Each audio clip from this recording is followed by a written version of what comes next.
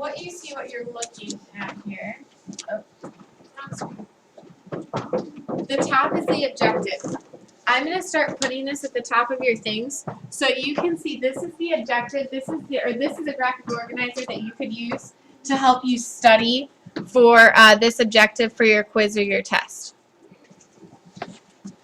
Now, talking about the main relationship. We looked at it at a graph, and that was crazy. So now let's look at the main relationship between mass, volume, and density by actually acting it out. So you guys can push this table up. You guys can push your tables over, and everybody needs to stand up. Let's do this.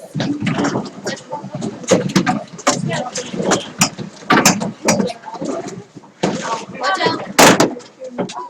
Yay. You guys are good. Eyes up here. Everybody stand up. Actually, Janet and Dustin, I need you to put your table back. Where it was. Okay. You'll see why in a second. Good. All of you are going to become models. Oh.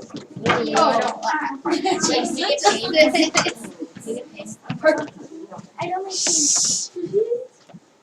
You are going to become models of the smallest unit of matter.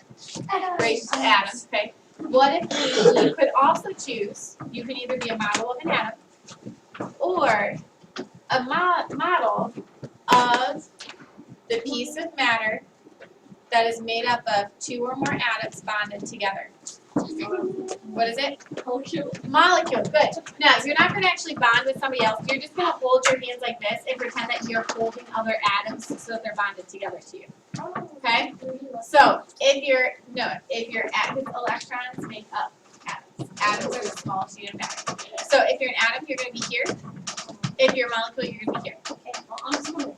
So, right now, you are all either as an atom or a molecule. What can I classify you as? Matter.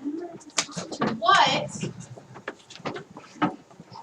measurement do we use to measure matter? And this is where we're in trouble for our test next week. Yep. Oops. This was right before Christmas break. And you just did it. You dealt with this measurement in your lab. What measures matter? Boy, I could really go for some M and M's. Adrian? Mass. Mass. M and M. Mass measures matter. Now, all of you matter. Okay. Dustin got it. Okay. All of you matter out there. You are going to come stand inside this space. Come on.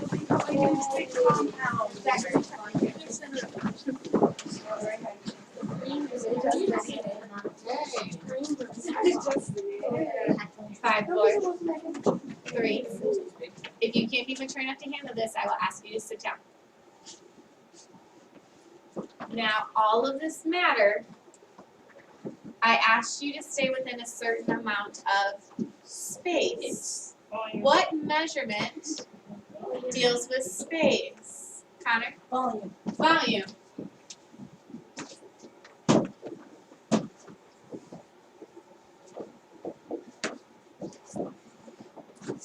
Now, how do you guys feel right now? Cramped. Cramped. I like that. Eric said cramped. When he's talking about cramped, Ethan feels dense. When we're talking about the amount of matter or mass in a certain space or volume, what measurement are we dealing with, Samuel? Density. Now, Ethan, why do you feel dense? Because we're compacted.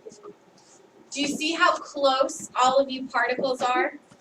So the closer the particles, you are going to be more dense. Now, you have to stay within the space that I gave you, but can you make yourself less dense? So make yourself less dense, but you have to stay within the space that I gave you. Now, are you still pretty dense? Yes. But are you less dense than what you were before? Yeah. So the farther the particles, the less dense you are. Okay, good. Have a seat.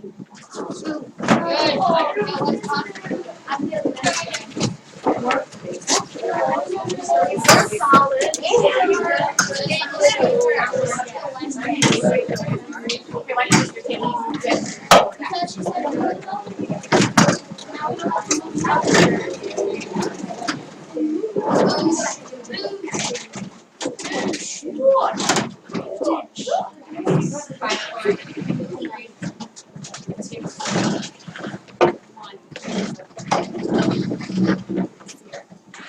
So the relationship between density, mass, and volume is simply density is what? Okay, let's raise our hands, and you can't just tell me density equals mass divided by volume. That's the formula. You have to tell me in a sentence or two, how are all of these related?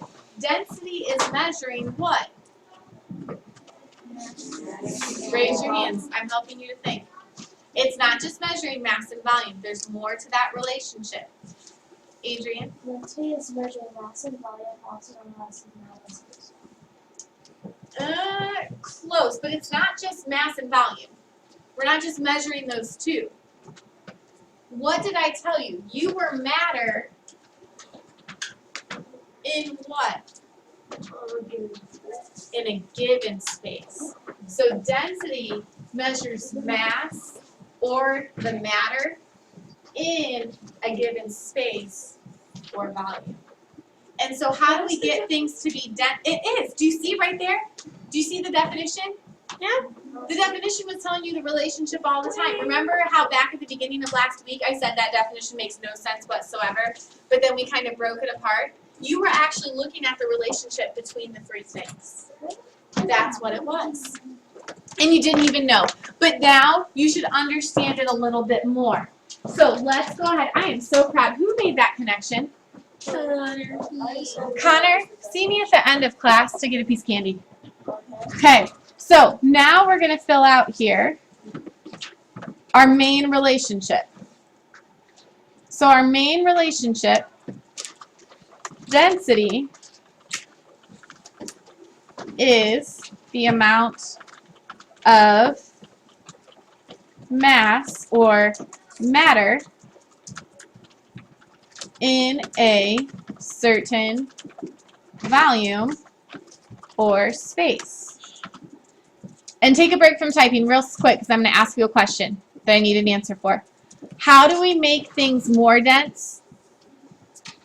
Take a break from typing. I'll give you time to type. How do we make things more dense? By compacting it together. Compacting what together? Mass. And what's mass made up of? Matter. And what's the smallest unit of matter? An atom. An atom. And we also have molecules. So we can say that those particles, right? So by compacting the particles or making the particles closer together, we make it more dense. So when the particles are closer together, it is more dense. And right there's your main relationship. You knew it all along.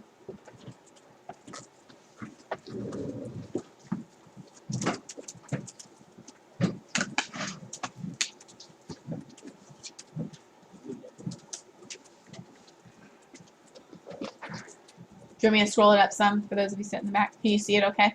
Yeah.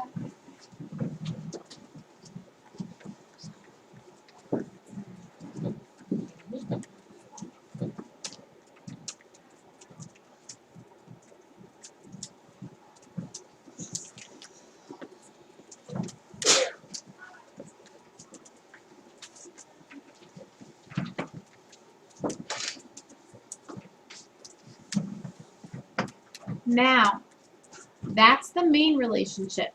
Now we're going to break it down and actually look at how when things happen to the mass and volume, how does that affect our density?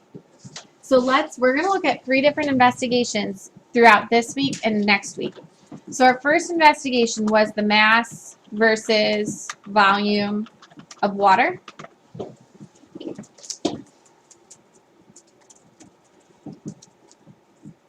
So you all should be filling in that box now.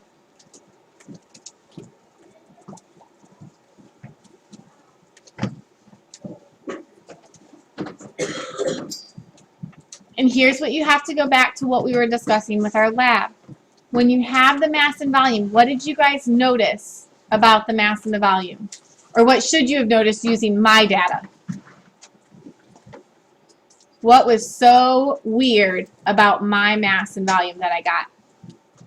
Megan? Mass and volume is the same. Very good. So the mass is the same as the volume, and the volume is the same as the mass.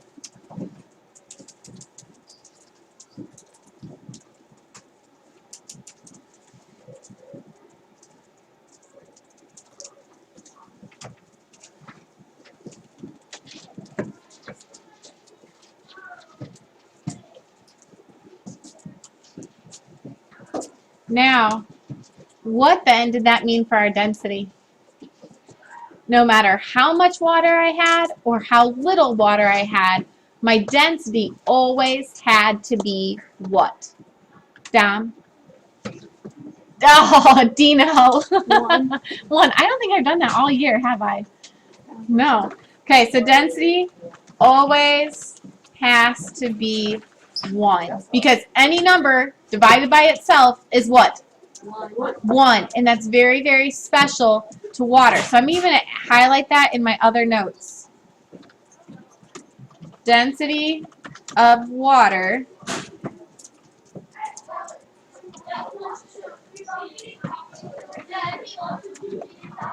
is always 1. And tomorrow we're going to talk about one other important piece of information that we're going to take away from this lab. Okay? So once you get all that down in your graphic organizer, you are free to go. So wait, that would also